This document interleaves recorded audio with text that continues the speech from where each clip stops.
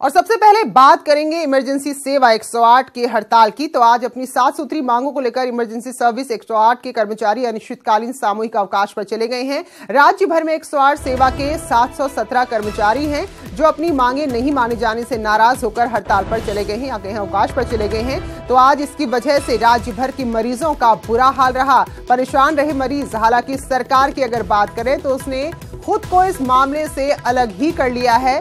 सरकार का कहना है कि ये हमारे कर्मचारी नहीं हैं।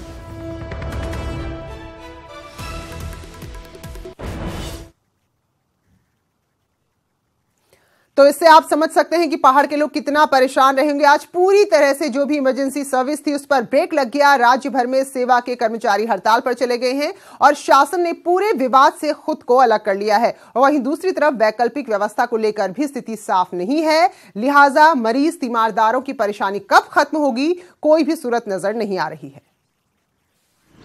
जीवीके कंपनी की तरफ से चलाई जा रही 108 एम्बुलेंस कर्मचारियों की चेतावनी को किसी ने गंभीरता से नहीं लिया और बुधवार सुबह से पूरे राज्य में इस इमरजेंसी सेवा पर ब्रेक लग गया। देहरादून से लेकर पिथौरागढ़ तक, टिहरी से लेकर अल्मोड़ा और उत्तरकाशी चमोली तक लोग परेशान रहे। अनिश्चितकालीन सामूहिक अवकाश पर गए कर्मचारियों ने आरोप लगाया कि उनकी कोई सुनने वाला नहीं है, जबकि जीवीके ने ऐलान कर दिया है कि जो कर्मचारी गुरुवार सुबह तक काम पर नहीं आएगा उसे नौकरी से निकाल दिया जाएगा। लेकिन कर्मचारी झुकने को तैयार नहीं है। प्रेस में ऑलरेडी विज्ञप्ति आ चुकी है, हायरिंग शुरू हो गई है। जो नए लड़के हमें चाहिए, पायलट्स और ईएमटीज, उनके लिए ऑलरेडी एडवर्टाइजमेंट आ गया है। टेम्परेरी रिलीफ के लिए हमने यूपी से भी लोग रिक्वेस्ट करे हैं देने के लिए, तो वो भी आज आ जाएंगे, ज्वाइनिंग कर लेंगे। तो मेरा ख्याल कल तक जो गाड़ियां हैं वो 80 से 85% बैक हो जानी चाहिए, अप हो जानी चाहिए। सारी राष्ट्रीय कार्यकारिणी उपस्थित हो चुकी है, जिसमें ये आश्वासन दिया है कि हिमाचल और अन्य प्रदेश में भी जहां 108 आपातकालीन सेवा के कर्मचारी हैं वो उत्तराखंड में कार्य करने नहीं आएंगे। तो ये बहुत बड़ी जीत है हम लोगों के लिए। और मैं एक बात और कह दूं कि अगर नई भर्ती की जा रही है तो उसके लिए जो मानक है वो कम से कम 2 महीने की ट्रेनिंग का होता है। एक तरफ इमरजेंसी सर्विस रुकी हुई है, वहीं मुख्यमंत्री त्रिवेंद्र सिंह रावत का कहना है कि सरकार की कोशिश है सेवा चालू रखना। जो भी कर्मचारी हैं, तो मैं बता दूं कि वो राज्य के कर्मचारी नहीं है, राज्य सरकार के कर्मचारी नहीं है। वो एक एजेंसी है जो 108 को संचालित कर रही है। उनसे बात की जाएगी। ये पहले भी इस तरह की समस्या आई है कि उनका कहना है कि हमको समय पर वेतन नहीं मिलता है, तो उसके बारे में सरकार विचार करे। जीवीके के साथ सरकार का करार पिछले साल अप्रैल में ही खत्म हो गया था, लेकिन इसको 6 महीनों के लिए 2 बार एक्सटेंशन मिला जो मार्च तक मान्य है। लेकिन सरकार की काम चलाओ व्यवस्था के चलते फिलहाल मरीज पिस रहे हैं और हालात बिल्कुल भी ठीक नहीं कहे जा सकते हैं। Bureau report, news 18। तो मरीज दिन भर आज बेहाल परेशान दिखे। कुमाऊं में चलने वाली 52 एम्बुलेंस की सर्विस आज पूरी तरह ठप रही। तो मरीजों को टैक्सी, ऑटो या फिर निजी वाहनों के जरिए अस्पताल पहुंचना पड़ा, जिससे उनको खासी दिक्कतों का सामना करना पड़ा।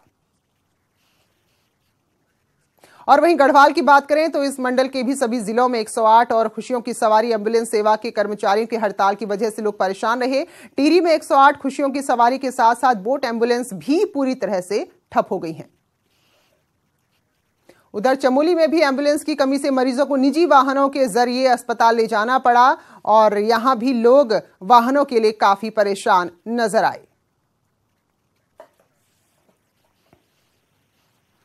उधर अपनी 7 सूत्री मांगों को लेकर राज्य भर के करीब 1.5 लाख कर्मचारी भी आज सामूहिक अवकाश पर रहे। उत्तराखंड अधिकारी कर्मचारी सामान्य मंच के बैनर तले कर्मचारियों के 8 महासंघ एकजुट हुए। आंदोलनरत कर्मचारियों का कहना है कि 7 पे कमीशन यानी कि 7वें वेतन आयोग के अनुसार उनको वेतन भत्ते दिए जाएं। इसके अलावा पूरे सेवा काल में 3 एसीपी का अनिवार्य रूप से लाभ दिया जाए। राज्य के सभी कार्मिकों को केंद्र के समान भत्ते तत्काल प्रभाव से देने की मांग भी की गई है। आंदोलनरत कर्मचारियों का कहना है कि पूर्व में संबंध में कई बार वित्त मंत्री से लेकर शासन स्तर पर वार्ता तो हुई, लेकिन अभी तक उनकी मांगों के निस्तारण के संबंध में कोई पहल नहीं की गई है। तो अब इनका कहना है कि अगर आगे भी उनकी मांग नहीं मानी गई तो 15 जनवरी से 31 जनवरी तक पूरे राज्य में जन जागरण अभियान चलाया जाएगा और फिर 4 फरवरी को राज्य भर के कर्मचारी राजधानी देहरादून में इकट्ठा होकर महारैली करेंगे। इस दौरान सचिवालय का घेराव किया जाएगा और उसी दिन तय होगा कि आगे कैसे इस हड़ताल की रणनीति को ले जाना है। ये हमारी 7 सूत्री मांग है और इसमें पूर्व में समझौते हो चुके हैं। आज अब जो आंदोलन हो रहा है वो समझौतों के क्रियान्वयन के लिए हो रहा है, जिसमें एक तो केंद्र के समान जो भत्ते जो एक सोल से मिल जाने चाहिए थे, आज 3 साल बाद भी नहीं मिले हैं। नंबर 2, जो 3 ACP की पूर्व व्यवस्था थी, अगर प्रोन्नत न होने की दशा में 10 सोल 26 में वो लागू करना, पुरानी पेंशन बहाली 1-1-5 से जो नई पेंशन स्कीम है उसको खत्म करके पुरानी, और शिथिलीकरण की जो मांग खत्म कर दी है वो है। हमारी 7 सूत्रीय मांगों के संबंध में शासन स्तर पर 2 वार्ता हमारी वित्त मंत्री प्रकाश पंत जी के अध्यक्षता में हो चुकी है, 1 वार्ता अपर मुख्य सचिव राधा तुर जी की हो गई। अब क्यों समझौते को लागू करने के लिए आज हमें आंदोलन करना पड़ रहा है। यदि सरकार आज के इस कार्य बहिष्कार को नहीं समझती है तो इसके बाद हमारा जन जागरण अभियान होगा और 4 फरवरी 2019 को राजधानी में एक महारैली होगी और उसी महारैली के बाद अनिश्चितकालीन की घोषणा की जाएगी। नैनीताल सीट से वर्तमान में सांसद भगत सिंह कोश्यारी ने चुनाव लड़ने का ऐलान किया कि ऐसी बीच टिकट के दावेदारों की पूरी फौज ही सामने आ गई। कैबिनेट मंत्री यशपाल आर्य से लेकर विधायक बंशीधर भगत के साथ कुछ और नेता खुलकर अब दावेदारी ठोक रहे हैं। पूर्व मुख्यमंत्री और वर्तमान सांसद भगत सिंह कोश्यारी की बढ़ती उम्र ने नैनीताल उधम सिंह नगर लोकसभा सीट पर बीजेपी के भीतर सिर फुटअव्वल के हालात पैदा कर दिए हैं। कोश्यारी 76 बरस पार हो चुके हैं, लिहाजा वरिष्ठों को मार्गदर्शक बनाने की बीजेपी की परंपरा के मुताबिक कई नेता कोश्यारी के रिटायरमेंट में अपने लिए संभावनाएं तलाशने लगे हैं। यही वजह है कि बीजेपी में नैनीताल उधम सिंह नगर लोकसभा सीट के 2019 के लिए एक नहीं बल्कि कई दावेदार सामने आ गए हैं। नैनीताल सीट पर खुद बीजेपी प्रदेश अध्यक्ष अजय भट्ट, कैबिनेट मंत्री यशपाल आर्य, पूर्व सांसद बलराज पासी, विधायक बंशीधर भगत, राजकुमार ठुकराल और पुष्कर धामी की नजरें बनी हुई हैं। कैबिनेट मंत्री यशपाल आर्य तो 2 कदम आगे बढ़कर कहने लगे हैं कि वो किसी से कम नहीं है। आपने कहा ना आरक्षित सीट पर ही क्यों, क्या सामान्य सीट पर मैं दावेदारी कर सकता हूँ क्या? इसको मत बांटिए। क्या हम सामान्य आरक्षित सीट पर ही चुनाव लड़ना हमारा अधिकार है? क्या सामान्य जो सीट है क्या हम उस पर अपनी दावेदारी प्रस्तुत नहीं कर सकते हैं? तो चूंकि शायद संबोधना भगत सिंह कोश्यारी जी जो हमारे वरिष्ठ नेता हैं, उन्होंने कुछ कहा है कि मैं शायद चुनाव नहीं लड़ूंगा, तो इसलिए सब लोग कहने लग गए। लेकिन मैं पिछले 3-4 महीने से इस मामले में संपर्क में हूं जनता के और दौरा भी कर रहा हूं। इस सब के बीच प्रदेश अध्यक्ष अजय भट्ट का दावा है कि अभी तक संगठन में लोकसभा चुनाव में उम्मीदवारों के नामों को लेकर कोई चर्चा नहीं हुई है। नहीं, नामों पर चर्चा नहीं हुई है। 2019 के चुनाव किस तरह से लड़ाए जाएं, उसका एक रोड मैप हमने तैयार किया है, जिसके आधार पर हमारे कार्यक्रम चलने वाले हैं। हालांकि वर्तमान सांसद भगत सिंह कोश्यारी असल में चुनाव लड़ने के इच्छुक हैं या नहीं, इस पर अंदर खाने संशय बना हुआ है। लेकिन इस सब के बीच वरिष्ठ नेताओं और विधायकों के बीच टिकट वॉर ने पूरी लड़ाई को मजेदार बना दिया है। उधर रुड़की नगर निगम चुनाव का इंतजार और लंबा हो सकता है। उत्तराखंड हाईकोर्ट से राज्य सरकार को एक और झटका लगा है और हाईकोर्ट ने रुड़की नगर निगम में आसिफ नगर गांव को शामिल करने और पाडली रामपुर गुज्जर गांव को निगम से बाहर करने की अधिसूचना पर रोक लगा दी है। अब कोर्ट पूरे मामले की सुनवाई फरवरी के महीने में करेगा। आज हाईकोर्ट में सचिव शहरी विकास पेश हुए, जिसके बाद कोर्ट को उन्होंने गाँव को बाहर करने और शामिल करने की जानकारी दी, लेकिन कोर्ट तर्क से सहमत नहीं दिखा। इसके बाद 6 दिसंबर की अधिसूचना को फिलहाल रोक दिया गया है। तो आपको बता दें कि रुड़की के रियाज कुरैशी ने हाईकोर्ट में याचिका दाखिल कर कहा था कि एक बार अगर कोई गांव नगर निगम में शामिल हो जाता है तो उसको बाहर करने का कोई भी प्रावधान नहीं है। अभी नीचे गेट नंबर 4 पे कैबिनेट मंत्री मदन कौशिक आज रुड़की दौरे पर थे। उन्होंने कहा कि सरकार की मंशा रुड़की नगर निगम चुनाव को टालने की नहीं बल्कि कोर्ट के आदेशों का पालन करने की है और सरकार ने चुनाव की प्रक्रिया पूरी की है। हम लोगों ने पूरा नोटिफिकेशन करके वार्डों का सारा नोटिफिकेशन हो गया, हियरिंग हो गई, ओबीसी के आंकड़ों के लिए शुरू हो गया, चुनाव आयोग को हमने सारा भेज दिया है, चुनाव आयोग की प्रक्रिया शुरू हो गई है। तो सरकार की मंशा तो कोर्ट के निर्देश का पालन करना है, लेकिन अब देखते हैं सिंगल बेंच का निर्णय, वो डबल बेंच के निर्णय, दो निर्णय हो गए, दोनों निर्णयों में क्या फाइनल होता है उसके बाद हमारी चुनाव की प्रक्रिया पूरी है। वहीं उत्तराखंड में जल्द ही कुछ गैर जरूरी कानून खत्म हो जाएंगे। साथ ही वैष्णो देवी श्राइन बोर्ड की तरह चारधाम श्राइन बोर्ड भी अस्तित्व में आएगा। विधि आयोग ने राज्य सरकार को कई गैर जरूरी कानूनों को खत्म करने की सिफारिश की है। इसमें एंटीसिपेटरी बेल का अधिकार दिए जाने, गौवंश संरक्षण अधिनियम को बेहतर तरह से लागू करने समेत कुल 15 गैर जरूरी कानूनों को खत्म करने की सिफारिश की गई है। इसके अलावा वैष्णो देवी के श्राइन बोर्ड एक्ट की तर्ज पर उत्तराखंड के 4 धामों के लिए भी अधिनियम बनाए जाने की सिफारिश की गई है। इसलिए दिया है कि इस पर नए विचार आ गए हैं, नए एक्ट आ गए हैं, ये सब अनुपयोगी हो चुके हैं। Ancient monuments and archaeological sites and remains amendment and validation act 2010 ये भी नया एक्ट आ रहा है जिससे कि सेंट्रल एक्ट से गवर्न होता है, इसलिए मैंने इसको तरमीम करने की दी। रामगंगा नदी में सड़क निर्माण का मलबा डालने पर नैनीताल हाईकोर्ट ने सख्त रुख अपनाया है। हाईकोर्ट ने नदी में मलबा डालने पर तुरंत रोक लगा दी। साथ ही ठेकेदार से पूछा है कि निर्धारित जगह पर कितना मलबा डाला गया, इसकी रिपोर्ट अदालत को दी जाए। असल में मरचूला भिकियासैंण के बीच 40 किलोमीटर रोड बनाने का काम चल रहा है। इस दौरान हाईकोर्ट में याचिका दाखिल की गई कि सड़क का निर्माण करने वाली कंपनी सारा मलबा रामगंगा नदी में डाल रही है, जिससे नदी का प्रवाह यहाँ पर प्रभावित हो रहा है। और यही वजह है कि महाशीर मछली के साथ कछुए, मगरमच्छों के जीवन पर भी खतरा पैदा हो गया है। तो फिलहाल मामले की गंभीरता को देखते हुए अदालत ने पूरी रिपोर्ट तलब की है। और अब बात करेंगे इम्तिहान की। उत्तराखंड बोर्ड के इस साल की परीक्षाओं की तारीखों का ऐलान कर दिया गया है। बोर्ड परीक्षाएं 1 मार्च से शुरू होंगी और 26 मार्च तक चलेंगी। 12वीं की परीक्षाएं 1 मार्च से शुरू होकर 26 मार्च तक चलेंगी, जबकि 10वीं यानी कि हाई स्कूल की परीक्षाओं की बात करें तो वो 2 मार्च से शुरू होंगी, जबकि 25 मार्च को खत्म हो जाएंगी। परिषद ने राज्य भर में 1313 परीक्षा केंद्र बनाए हैं, जिसमें से 231 संवेदनशील है, जबकि 27 केंद्रों को अति संवेदनशील केंद्र के रूप में चिन्हित किया गया है। इन परीक्षाओं में इस बार हाई स्कूल में 1,49,950 छात्र शामिल होंगे। वहीं इंटरमीडिएट में ये संख्या 1,24,867 है। उत्तराखंड विद्यालय शिक्षा परिषद की परीक्षाएं 1 मार्च से शुरू होकर 26 मार्च तक चलेंगी। इसमें 1 मार्च को इंटरमीडिएट हिंदी से ये परीक्षाएं शुरू होंगी इंटरमीडिएट की, और जबकि हाई स्कूल में 2 मार्च से परीक्षाएं शुरू होंगी। हाई स्कूल की परीक्षाएं 25 मार्च को समाप्त होंगी और इंटरमीडिएट की परीक्षाएं 26 मार्च को समाप्त होंगी। नैनीताल में कुमाऊं कमिश्नर ऑफिस में एक शख्स ने आत्मदाह की कोशिश की। हालांकि वक्त रहते तलीताल पुलिस ने इस व्यक्ति को हिरासत में ले लिया। बताया जा रहा है कि हल्द्वानी के रहने वाले विजय सिंह कई बार जिलाधिकारी से लेकर कुमाऊं कमिश्नर को हल्द्वानी में अवैध टैक्सी स्टैंड और आरटीओ कार्यालय में चल रही दलाली को लेकर शिकायत कर चुके हैं, लेकिन उनकी कोई सुनवाई नहीं हो रही। जिसके बाद आज विजय सिंह रावत पेट्रोल की बोतल के साथ कमिश्नर कुमाऊं के कार्यालय पहुंचे और आत्मदाह का प्रयास किया। मैंने इसलिए कोर्ट में जाके परम विभाग में जो पूरी खामियां हैं और इसलिए मैं बार बार लिख चुका हूं, सब आमंत्रण भी कर चुका हूं। इसलिए कार्रवाई नहीं होने के बाद कोई कार्रवाई नहीं हुई, इसलिए मुझे ये गलत कदम उठाना पड़ा। कमिश्नर साहब के ऑफिस में पुलिस लगी हुई थी और जैसे ही आया तो इसको जितना उचित बल प्रयोग करते हुए इसको जो है पकड़ के थाने में ले आए और इसके बाद जो भी उचित वैधानिक कार्रवाई होगी उसके खिलाफ की जाएगी।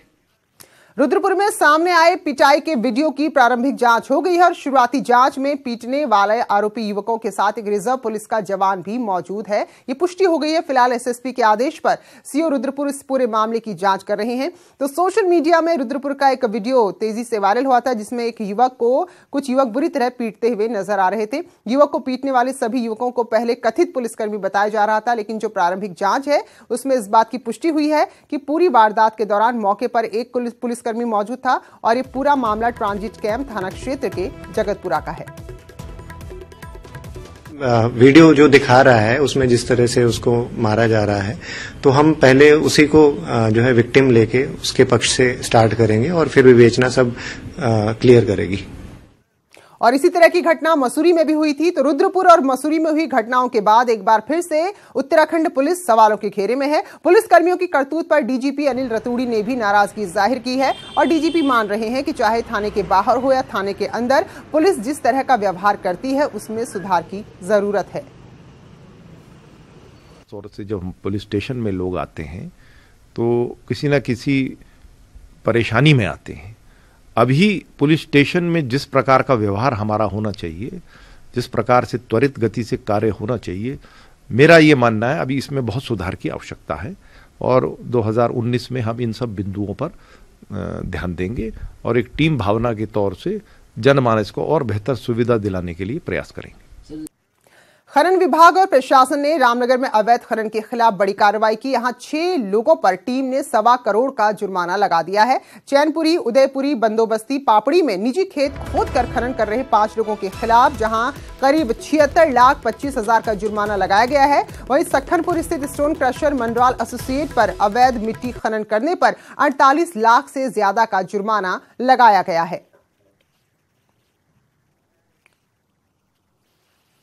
और कुमाऊं विश्वविद्यालय में फर्जी डिग्रियों के मामले में अब तक कोई एफआईआर दर्ज नहीं की गई है। इतनी बड़ी संख्या में फर्जी डिग्रियां सामने आने के बाद भी विश्वविद्यालय प्रशासन इस बात के इंतजार में है कि छात्रों के पते जब मिलेंगे तब जाकर मुकदमा दर्ज होगा।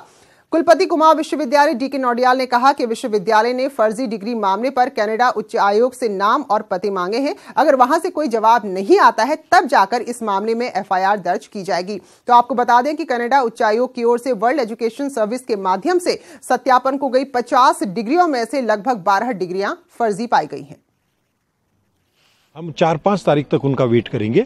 अदरवाइज एक्सटर्नल अफेयर्स मिनिस्ट्री को हम लिखने वाले हैं इस बारे में कि हमें कनाडा की इस फॉर्म से ये मिला, ये जो है फोर्स पाई गई डिग्रीज, और हम इस पे पुलिस एक्शन करना चाहते हैं। क्योंकि अगर हम बिना किसी नाम से, किसी भी नाम से, अगर मान लीजिए कोई सौरभ गुप्ता है, एक जिसका है फर्जी डिग्री उसकी भी, उसके नाम से हमने कर दिया, अगर उसका एड्रेस नहीं है तो पुलिस भी कुछ नहीं कर पाएगी।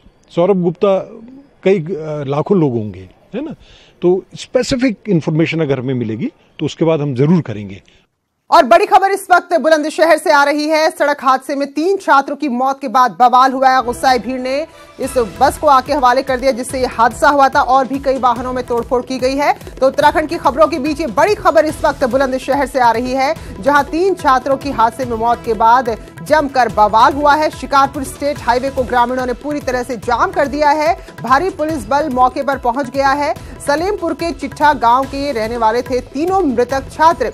बुलंदशहर के सलेमपुर थाना क्षेत्र के धतुरी पर यह पूरा हादसा हुआ है, जिसके बाद हंगामा चल रहा है। अली शर्र हमारे संवाददाता और जानकारी देंगे। तो अली, जरा बताएं कि क्या स्थिति यहां पर है और इतनी नाराजगी, किस तरह से हादसा हुआ? थाना क्षेत्र का पूरा मामला है जहां तेज रफ्तार रोडवेज बस ने 3 छात्रों को कुचल दिया, जिनकी मौके पर मौत हो गई। आक्रोशित ग्रामीणों ने रोड जाम करके बस में आग लगा दी है, आगजनी कर दी है, तोड़ाफोड़ी कर दी है। और बड़ी बात यह है कि वहाँ किसी भी व्यक्ति को वीडियो नहीं बनाने दिए जा रहे। ग्रामीणों की दबंगता चल रही है। भारी पुलिस फोर्स मौके पे है, तमाम अधिकारी मौके पे हैं। अभी भी स्थिति तनावपूर्ण है। बस पूरी तरह क्षतिग्रस्त करके आग लगा दी गई है।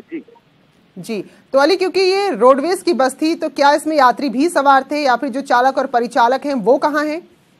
देखिए, इस रोडवेज के बारे में बताया जा रहा है, नरोरा से ये दिल्ली की ओर जा रही थी रोडवेज बस, जिसमें जो सवारियां सवार थी, यात्री, उन्होंने अपनी कूदकर भागकर भी जान बचाई है। बताया जा रहा है जो पथराव किया गया बस पर, तोड़ाफोड़ी की गई, उसमें कुछ यात्री भी घायल हैं और उनको अलग अलग अस्पतालों में उपचार के लिए भेजा गया है। हालांकि 3 के मरने की पुष्टि ये बुलंदशहर के आला अधिकारियों ने कर दिया कि 3 छात्रों की मौत हो चुकी है और अभी भी स्थिति तनावपूर्ण है। जी बिल्कुल। तो यहाँ पर पुलिस बल मौके पर मौजूद है और क्योंकि जाम इन्होंने लगा दिया है सड़क पर, तो उससे स्थिति कितनी खराब हो गई है? देखिए, जाम लगाने के कारण जो यातायात पूरी तरह बाधित हो चुका है। इस ओर से उस ओर जाने वाले जो यात्री हैं वो बिल्कुल नहीं जा पा रहे हैं। तो पूरी तरह हाईवे जाम कर रखा है। भारी पुलिस फोर्स भी मौके पे है और गाँव वाले अपनी जिद पे अड़े हैं कि इस जो बस का ड्राइवर है वो कूदकर भाग गया है, उस बस को ड्राइवर को उनके हवाले कर दिया जाए, ऐसा उनका कहना है पुलिस के आला अधिकारियों से। जी तो अली, जो ये तीनों छात्र थे ये कौन थे, कहाँ रहने वाले थे और कहाँ से आ रहे थे? क्या इनके शवों को यहाँ से हटा लिया गया है? इन छात्रों के बारे में बताया जा रहा है कि गांव पड़ोस गांव में चिट्टा है, उस रोड पे ही पड़ता है जहां ये हादसा हुआ है। वहीं के 3 छात्र थे जो कि अपने घर वापस जा रहे थे और तेज रफ्तार बस रोडवेज ने इन तीनों को कुचल दिया, जिसके बाद तीनों की मौत हो गई। अब तीनों के जो शव हैं उनको जिला अस्पताल बुलंदशहर लाया गया है और उनको शव गृह में रख दिया गया है। लेकिन अभी भी जो हाईवे है वो पूरी तरह जाम है। एसएसपी बुलंदशहर मौके पे पहुंच चुके हैं, तमाम अधिकारी भी मौके पे हैं, लेकिन अभी भी जो ग्रामीण अपनी जिद पे अड़े हुए हैं और उनका ये कहना है कि जो ड्राइवर है, जिसमें आरोपी ने इस ड्राइवर ने जो छात्रों को रौंदा है इसको उनके हवाले कर दिया जाए। जी बिल्कुल, तो यहाँ पर लोगों का गुस्सा काफी है। हालांकि जो हादसा वो भी बहुत दर्दनाक है, लेकिन इस हादसे के बाद जो यात्री बस में सवार थे, जो बाकी लोग इस रास्ते से गुजर रहे थे, उनके लिए भी परेशानी खड़ी होगी। शुक्रिया अली आपका जानकारी के लिए। तो बुलेटिन में इतना ही। छोटे से ब्रेक के बाद महाबहस।